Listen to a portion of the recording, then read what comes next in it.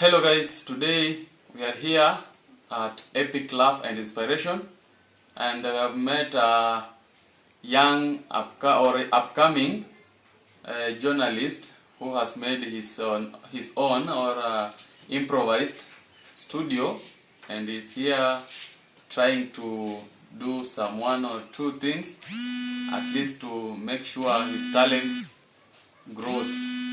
Welcome and enjoy. Hey, mambo vipi? Ndio sasa tumerudi kwa mpigo na kwa mpigo mkali sana. Hapa naona inasema hapa sijui nini. Mimi nakumbuka nikiwa shule, wacha sana walete kwa story wakuu. Niliulizwa natamani kuwa nini ama nani. Nikaambiwa nataka kukuwa rubani. Wakaniuliza kwa nini? Juu naona hizi ndege huwa zinapaka ovyo ovyo. Ati zinakuja zinajisimamisha kwa maembe ama kwa miti ovyo ovyo. Nikasema sasa nataka ni control hizo ndege niziweke kwa uwanja. Sasa msishangae mkiona ndege siku hizi zinasimama kwa uwanja, ni mimi ndiye nilifanya hiyo technology. Sasa mkiona mnanipea heshima. Msishangae wakuu, msishangae kabisa. Kuna mwingine hapa ananiuliza kwa mtandao ati mbona hizi ndege ziko na fedha? Si fedha ni pesa. Sasa mimi nashangaa fedha za ndege tena zinatoka wapi?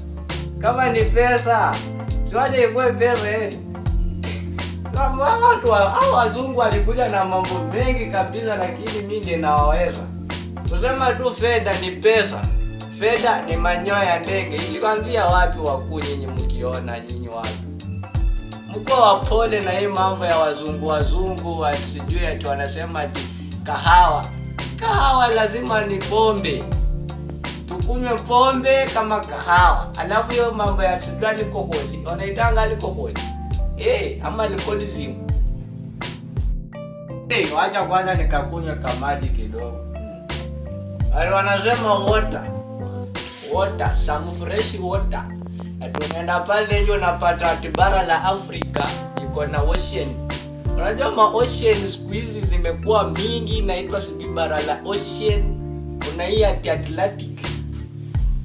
Unajua mimi nashangaa hizi vitu siku hizi wakubwa na mafani simwache hizi vitu za kunienjoy.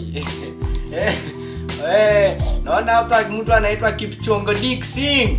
Huyo ni Mchina kamili ananiona hapa hivi. Mchina. Anasema aje chungkneng chingkupung. Ati Kenya lazima tusonge mbele. Tusonge mbele na gari zimesimama kwa traffic. Sasa nataka tusonge mbele aje.